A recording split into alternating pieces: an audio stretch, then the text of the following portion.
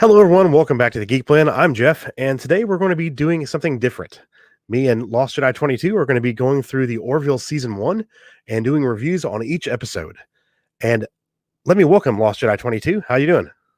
I'm doing well, thank you. Looking forward to getting into this. Yes, I know this is a little bit late in the game for the Orville, but I heard things about it when it first came on. I heard good things. I never watched it, and then I had a subscriber recommend it recently for one of my Hulu recommendation videos, and then we had a discussion about it. And I know that you had heard things about it as well. And so, what is your going into the Orville's the first episode? What are you looking forward to, or give us a little bit about what you think about what's going to happen, or like kind of where you are with the Orville in your mind before you start? Well, heading into the show, and one of the reasons I didn't want to watch it initially is it's a Seth MacFarlane show, and I was a little apprehensive. I'm a huge Star Trek person, very disappointed with current Star Trek, but his comedy for me is very hit and miss. I don't like random comedy bits or long gags kind of being injected in the episode, so I was kind of worried heading into this show. You know, is it going to be that, or is it going to be an actual serious attempt at doing a adventure story? Is it going to feel like Star Trek? Is it going to have those kind of elements, crew camaraderie, good storytelling, with some funny jokes, but not long running, gags like a chicken fight than Family Guy? Yeah, I'm the same. Like Seth MacFarlane's very hit or miss. I do enjoy Family Guy sometimes, but then there are some episodes it's like, okay, I get it. You don't have to keep doing that. Thing that got me about the Orville when I kind of did a little bit of listening to some people online over the last couple of years, I've heard some things.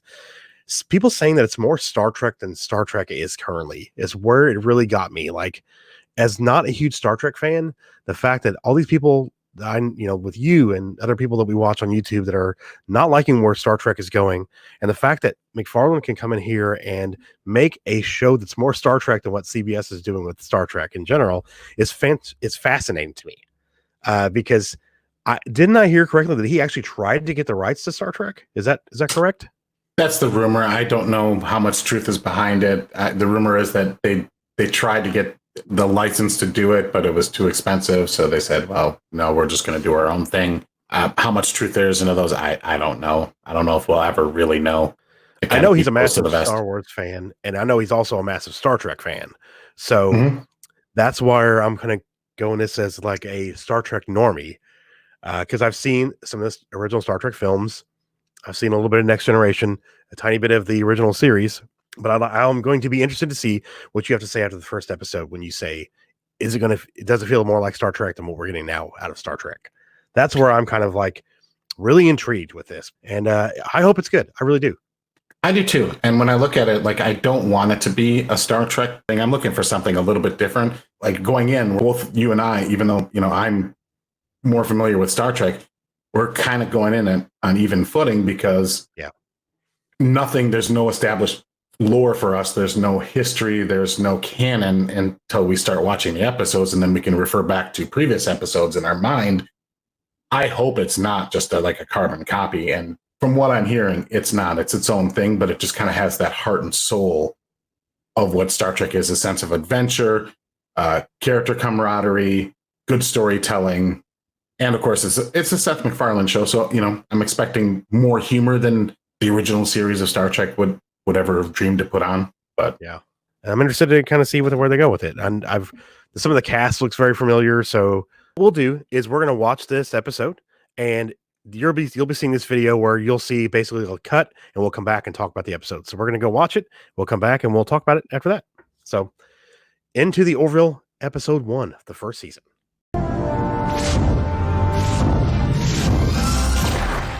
And we're back, everyone. We just finished episode 1 of the Orville. So let's do first impressions. So I'll go to you first, Lost Jedi. What was your first impressions of the show?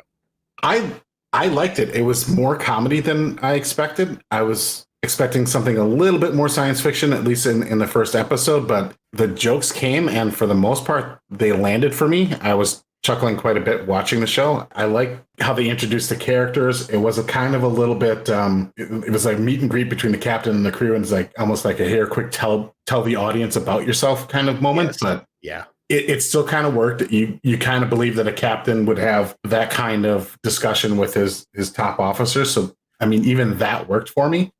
The show looked good. And it was an entertaining episode. So Yeah. I'm excited to see the second one. Yeah, me too. I really did enjoy it. Actually, a lot more than I thought I would. I'll be honest. I mean, I knew I was going to enjoy it. I thought it would be good, but I was like not sure what to expect. And then I didn't expect it to be as funny as it was, like as humorous, like you were saying. Being it is Seth MacFarlane, I was like, oh, that kind of makes sense. Most of the humor landed for me as well. There was a couple of things that were a little bit hit or miss. The effects looked really good. There was a couple shots where the CG was a little bit off, but other than that, everything looked great. I love the makeup effect on the krill. I believe it was the enemy. Yes, the krill. Yes. I like the characters. I like their interactions, and I like the way they introduced them. It kind of worked for the flow of the show. The flow of this episode never got to a point where it came to a halt and took me out of it. Like it kept going and kept me involved. Like even the opening scene, like with that whole thing with him and his ex-wife was fun. By the way, we're going to get into spoilers here. So if you have not seen this show, you might want to like go watch it and then come back and watch the reviews. So, but overall, yeah, I really, really enjoyed it. I'm looking forward to the next one. And it's interesting to see where they go from here. I'm sure it's going to be a little bit more with the krill after the attack and what happened with that. I'm guessing, but I'm looking forward to it. So let's jump into some character stuff. Seth MacFarlane plays the Ed Mercer, who is the captain of the ship. He gets the ship in the beginning. What did you think about Seth MacFarlane's character? What did you think about his character in general? I liked it. He's kind of like the everyman captain, but I liked it. Isn't quite so perfect. And it seems like this organization, the Union's a little bit more casual than what I'm used to seeing with like a Starfleet or even like a rebellion or military organization in the Star Wars universe. So I liked it. Yeah, I thought he did a good job too in the role. It was one of those things you could tell, in the beginning, after his marriage goes to shit, and then he has to he's talking to the Admiral, and the Admiral's like, you've been basically hungover all the time coming into work, and you've been on the your performance has been down because of it. But then he gets this opportunity, and he's like the everyman captain. He's like, he's been dreaming about this moment, and you don't know what to expect. But I thought he did a good job in that character, and there was a lot of comedy with his role, and he does that really well. I always think Seth MacFarlane handles himself well with comedy.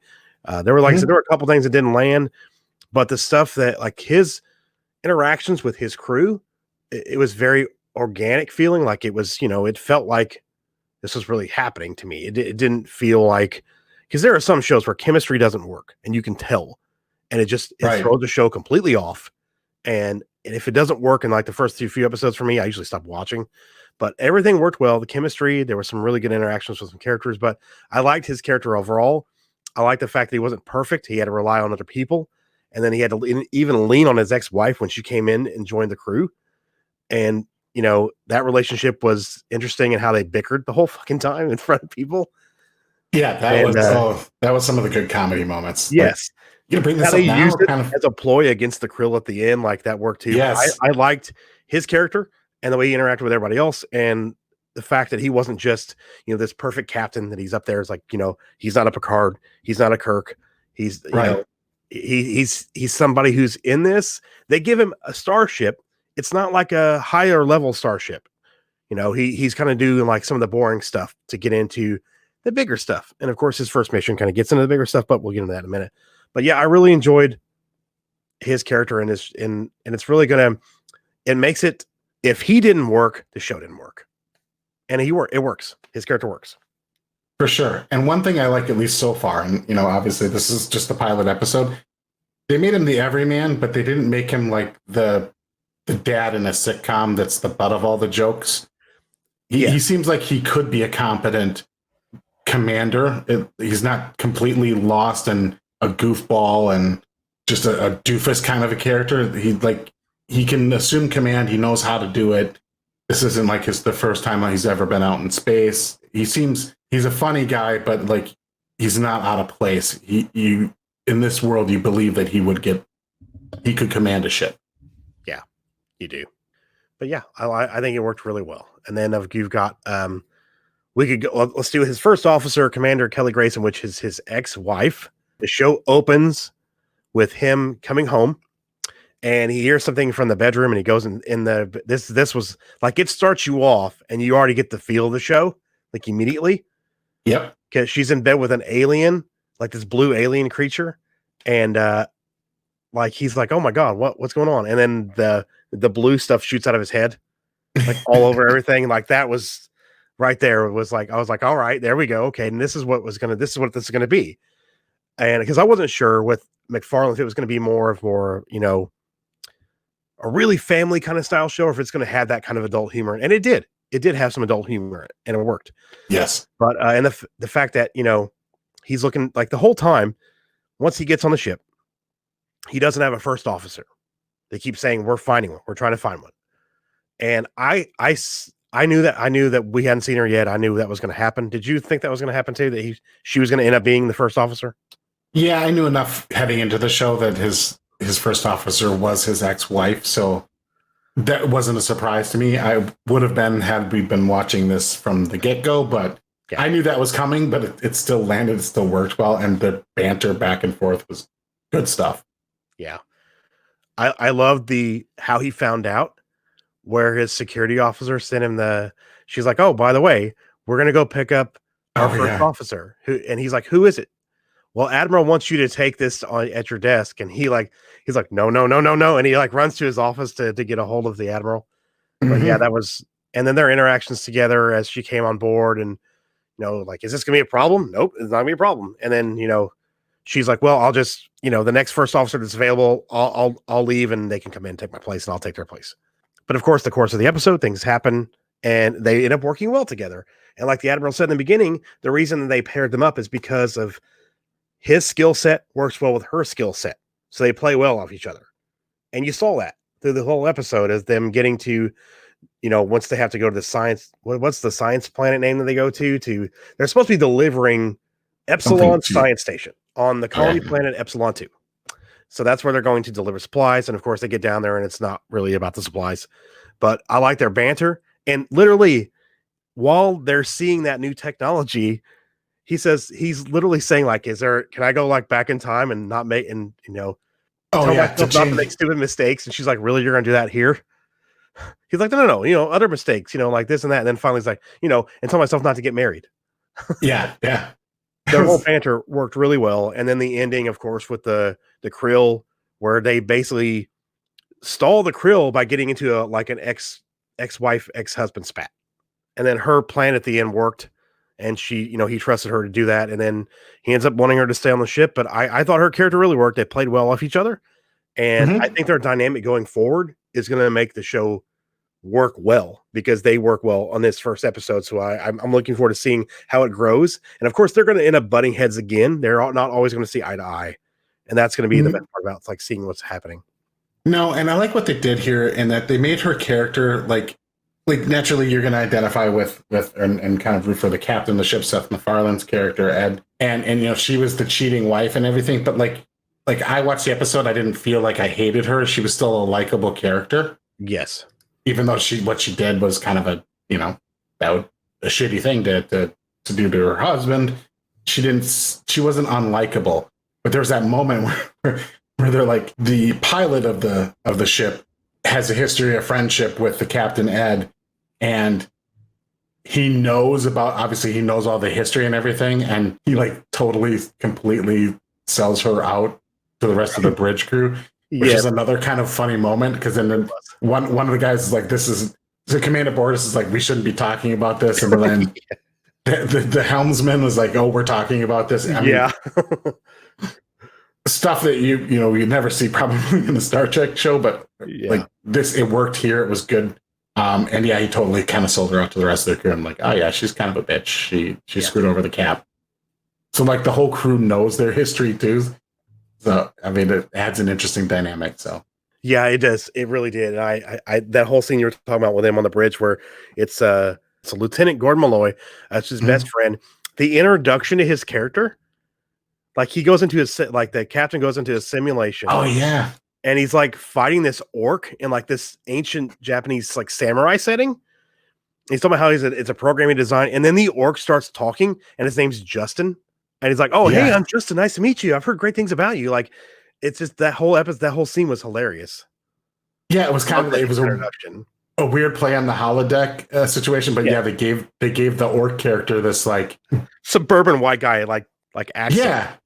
Yeah, it worked. It was funny. It did. It worked. And then at the end, he just beheads him. Yeah, that was funny. And then the simulation ends. I like how when they first are heading up to the Orville, uh, the helmsman Gordon Malloy is drinking Yeah. a damn beer. It's And like, is Captain that a Murphy's like, beer? "Are you drinking a beer?" He's like, "Yeah." He's like, "It's 9:15 in the morning." And the way he acted when he thought he was like drunk, he was like, "Oh, this is my first beer," and he's going around like driving like a crazy, insane driver. Yeah. That Yeah. worked really well. Again, way more comedy than I expected, but it's landing for me. So, okay. For the most part, I mean, there's a couple that felt a little Family Guy-ish to me. Mm-hmm.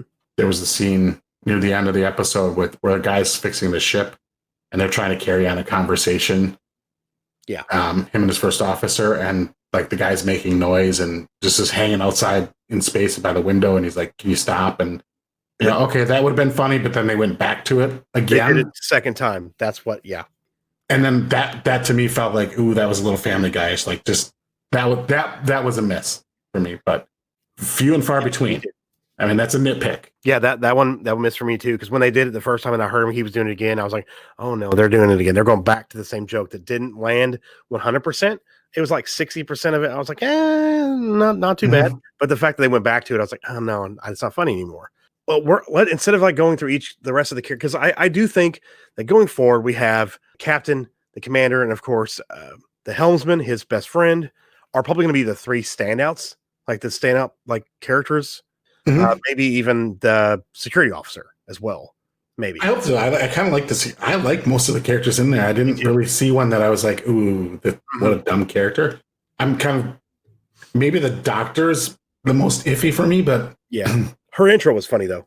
Yeah, she basically just she had a couple good moments. Yeah, but I was like a little iffy. She seems a little bit more serious and more military oriented than the casual rest of the group. Because I mean, you could almost say this is Star Trek meets McHale's Navy kind of. Yes. This is not the best and brightest that the Union has to offer. This is kind of the misfit crew, but it's the lovable misfit crew, and that's kind of the dynamic it seems to be working with. And so far, it's working. I think we'll get to know a lot more about some of the other characters. I hope they don't kind of backburner any of these characters so far, because I'm liking what I'm seeing. Yeah, I agree with that. I do think that there on a lot of these shows there are a few that stand out more than others, or they give more screen time to because of the chemistry of the cast, or the more importance of their characters. Like with his helmsman, they go back; they were like best friends. His ex-wife, and then you have the security officer, who I think he judged, like immediately judged her by her age. And the fact that she's a security officer and she's like 23 years old, but her species, like as soon as they like get into the Union, they're like fast tracked through to get to, to a ship because they're so good at what they do because of the gravity, Earth's gravity versus the gravity of their home planet. So there's like super strength and super speed and everything. But the dynamic work there. I like the doctor's intro because she basically insulted him. It was like backhanded compliments. Yeah. Like, I thought you could use my help. Yes. Yeah. And he's like, oh, so you think I need help? She kind of backed out of it pretty well. I'm interested. I'm genuinely interested in all the characters that have been introduced so far, though. So yeah, me too. I liked all of them. They all had great chemistry. The navigator, Lieutenant John Lamar, that's with the helmsman. I thought their chemistry worked. Like as soon as they met, like in that little scene in the bedroom where he came in to introduce himself and talk a little bit more, and they both realize they're both jerks, and they kind of have a jerky personality. And like, oh, we're gonna get along well, and their chemistry works really well. I think they're going to be really good together. So I'm looking forward to seeing more of their dynamic too, because I just think there's going to be so many different little dynamics that they're going to break off from in different shows. I think everybody's chemistry is going to work well, and I think it's going to lend to better character moments for the show if it's all of the crew always working well together versus just one or two people up front and the rest of them in the background. Absolutely.